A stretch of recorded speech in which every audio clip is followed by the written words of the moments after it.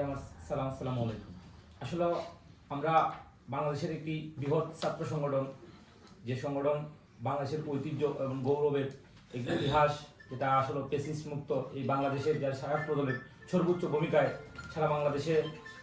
সর্বোচ্চ সংখ্যক লাশ এই পেসিস্টের দ্বারাতে নির্যাতনের শিকার হয়েছে, হামলা শিকার হয়েছে, গুমের শিকার হয়েছে এই ছাত্র সংগঠন। আমরা এই সংগঠনের আরেকজন ক্ষুদ্র কর্মীকে নিয়ে এই আপত্তিকর মন্তব্য এবং বিভ্রান্তিমূলক একটু কিছু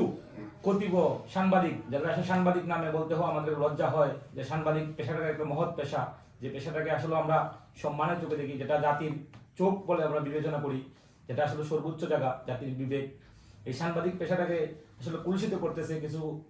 কতিব সাংবাদিক, যাদের আসলে সাংবাদিক বললে আমরা আসলে লজ্জাবোধ হয়, আসলে আমরা সাংবাদিক বলবো কিনা।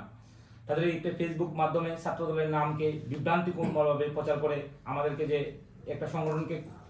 মান সম্মান নষ্ট করেছে, আমরা এর আইনানুগ ব্যবস্থা নেব। আর আমরা একটা কথাই বলতে চাই, এই চুনারঘাটবাসী এবং দেশবাসী এই লাইভের মাধ্যমে যেটা দেখেছেন, আপনারা সবাই অবগত আছেন যে এটা চুনারঘাটের 120 জন অলিয়া উলিয়ার পূর্ণভূমি চুনারঘাটের মাটিতে যখন এত সুন্দর একটা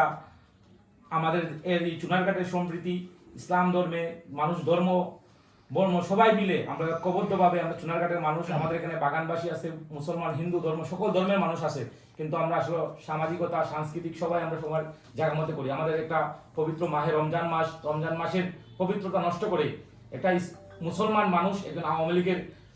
নেতা, উনি মনে করেন নিজেকে অনেকবারই এই ফ্যাসিস্টের দূষর, উনি এই একটা পার্ক, যেটা আসলে বেহায়াপনার সর্বোচ্চ জায়গায় পৌঁছে গেছে। আপনারা জানেন কিনা জানেন না, এখানে ক্ষুদ্র ক্ষুদ্র কিছু ঘর, আসলে আমরা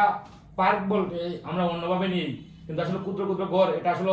কি উনি এটা পতিতালয়ের মতন পরিবর্তন তৈরি করেছেন। আমরা এর তীব্র নিন্দা জানাই এবং এটা চুনারঘাটে